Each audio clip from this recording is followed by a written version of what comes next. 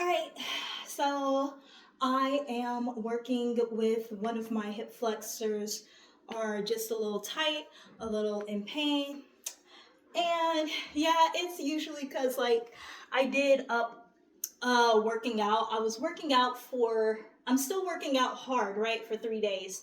But for 2 more days or like every other day, I do some soft exercises.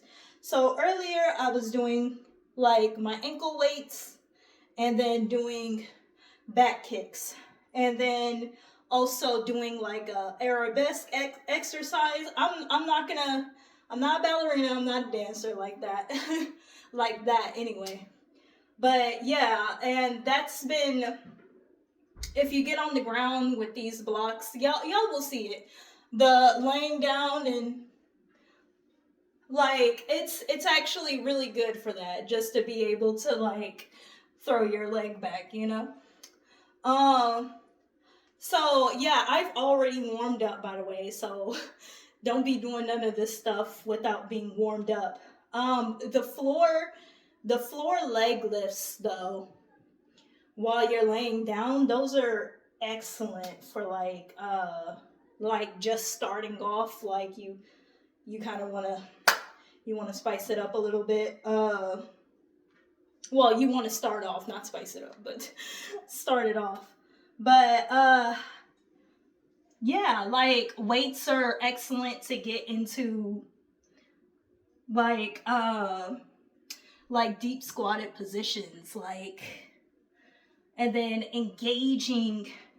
squeezing and engaging like my glutes on the way down with the weight, just so my glutes know that they are supposed to activate whenever we're squatting. I'm doing my best to try and not to like round my back so much, which takes, because I'm hyper flexible, it takes the weight off of my glutes and it deactivates the glutes when you do like this. When you round the back in the squat. So I'm trying my best to just like, if I do a squat, just to like keep it, just a nice square, and then keep it down like this and really activate my glutes without going all the way down and rounding the back. But yeah, did I tell y'all my light over there broke its other leg? So 2 of the legs are gone on it. Poor baby only got 1 leg left. I can't fix that. So I've tried to, but I can't fix that. So ain't really nothing I can do about that one. But anyways, like I said, this hip flexor right here, I usually always have some issues with it. So what I like to do when I do have issues with it is just get a nice hip rotation going and having my body face one way and really putting emphasis on the hip. So instead of going with it, because you're not going to help your hip open up if you follow it.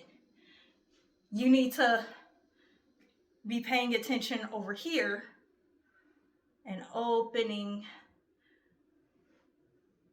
that bad boy up. Something like that. Damn, somebody sounded like Link outside just now. Somebody said, yeah. And I'm like, what the fuck? Like, very, very not well. But yeah, so again, with the leg out to the side and rotating in.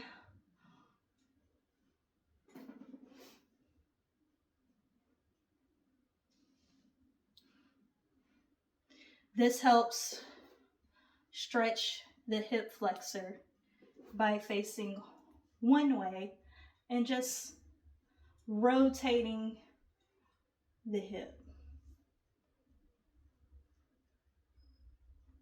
And if you need to, you can always bring your leg closer to you. Like, the less flexible you are, you probably won't be able to like throw your leg out in a super wide range and rotate at the same time. So really try that. Like, the more you go into external rotation, the more you'll feel it in the hip flexor. And the hip flexor will use its strength to kind of help compensate, to help you out. So yeah, that's awesome. Getting that hip mobility in is really good.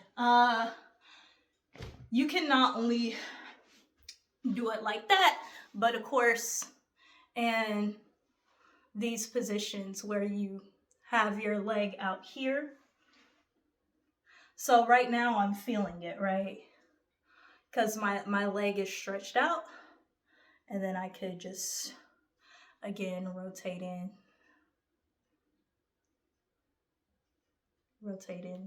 and rotate out, and really lead with the hip, not like with your body, but I push this leg out and I let this leg come in.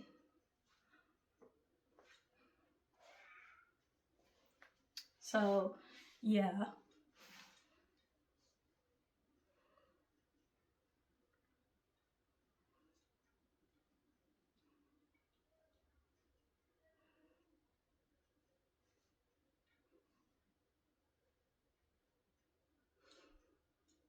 So awesome. And I feel like getting my body kind of like used to that works out pretty well. And that's just aside from the normal lunge. Whenever I do go into the lunge, that's just me soft launching, like soft launching splits, you know?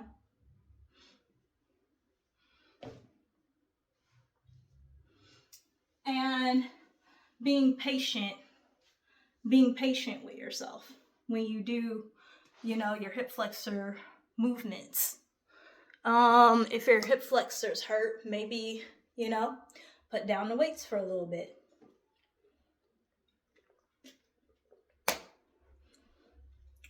Or take a block down. So, like I said, this hip flexor, and then we just do lighter exercises. You guys know I usually put a block under, but this time we're just going to do some normal exercises. And then while I'm in this exercise, there's another exercise, right? Where you can lay on the end of the bed and with an ankle weight, right? With your whole range of motion. Matter of fact, now that I say that, I probably actually need to show y'all what I mean. So, like, ankle weight on the foot. So, you have when you lay down and you lift your leg up, this is only half the range of motion. So, it'll help your hip flexor a little bit. But if you lay off the edge of your bed and you're able to dangle your feet, and then you could get a nice, like, ankle weight, put it at the end of your ankle, and just slowly move your hip flexor.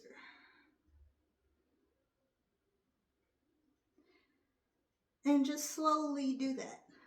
And you'll feel it throughout your whole range of motion. You get so much more doing that. And then always, if you cannot move the ankle weight, you don't need the ankle weight. You know what I'm saying? Your hip flexor is hurting too much. Of course, take the ankle weight off. Or if you're a person that's not ready for that full range, right? You could put your feet up like this, and then press your feet into the ground, and it'll help stabilize and lift the other leg while you're trying to heal from something happening to your hip flexor. And then this also builds up strength. So usually how we hurt ourselves is that we don't have enough strength in that hip flexor. So building strength is very important. I've been stretching for a long time, and I've also been building strength. So yeah, sometimes, sometimes the pain comes and it goes. So the important part is that it goes and it's not a sprain and you're not spraining yourself.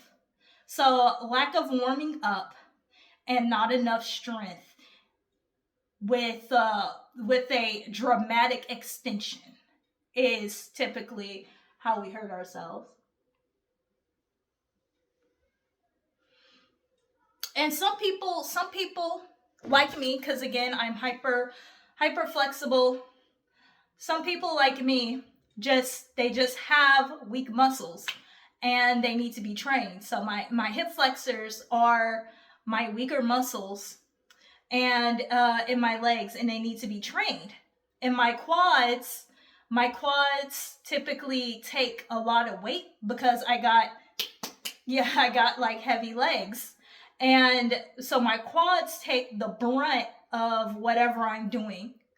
So it makes my hip flexors weak. Along with always being in an interior pelvic tilt will also make your hip flexors weak. You weaken your hip flexors and because they're extended all the time. Regular extension, they're extended all the time when you stand up and you're in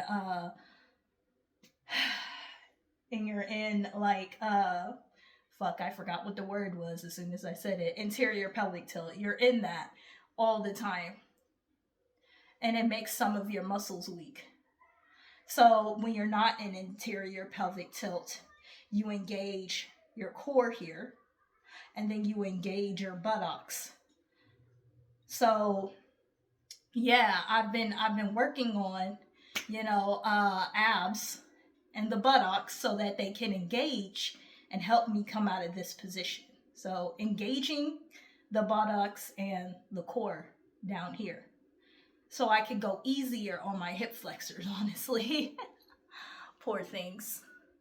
So yeah, and then last, after you've done all that warming up, then of course you want to get into your deeper lunges.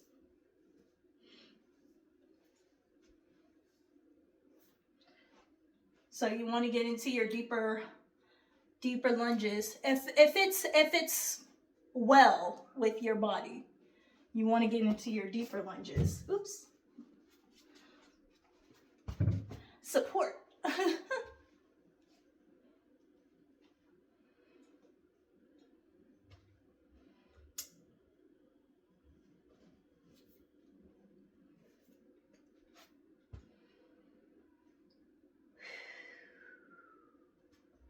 And then you can curl your toes. And that also helps you stretch that hip flexor. Stretch, stretch, stretch.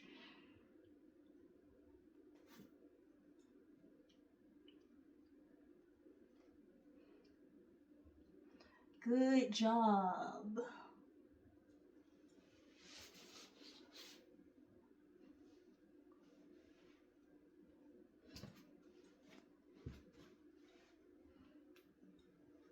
And so now I've just got through stretching and working through hip flexor pain. Also resting as well. So just being gentle and working out, strengthening the hip flexor. So again, if you're in too much pain, then you're gonna have to literally cut it off. Like, I haven't sprained my hip flexor. It just hurts a little bit, right? I can still get into the split, so it hurts a little bit, to where I can't deepen my splits, but I can get into them. So I just sit there and I just see how my body is feeling in that split. So again, where we do a nice stretch.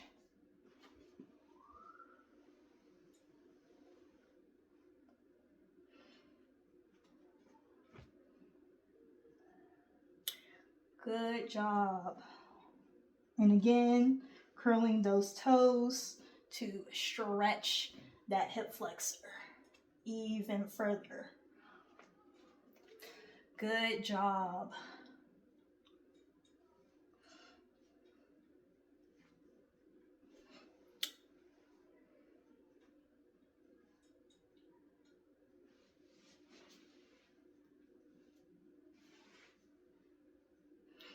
All right, y'all. Thank you.